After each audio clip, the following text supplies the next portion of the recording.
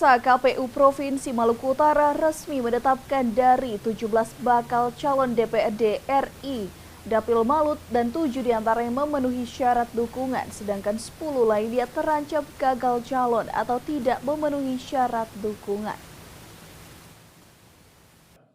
Komisi Pemilihan Umum Provinsi Sulawesi Utara resmi menetapkan bakal calon anggota Dewan Perwakilan Daerah atau DPD RI Maluku Utara Malut yang memenuhi syarat dukungan.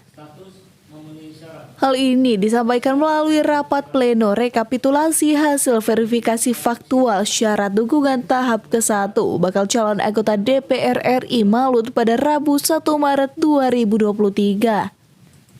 Dari 17 bakal calon DPD RI Dapil Malut, 7 diantaranya berstatus memenuhi syarat dukungan dengan perolehan suara di atas 1.000.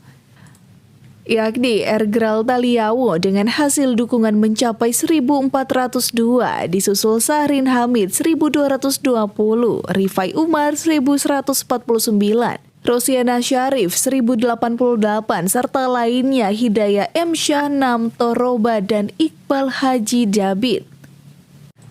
Sementara 10 bakal calon terancam gagal calon atau tidak memenuhi syarat dukungan dan diberi perbaikan dalam 10 hari ke depan sejak 2 sampai 11 Maret 2023. Dari Ternate, Opik Syarifuddin melaporkan untuk Kawan WA TV.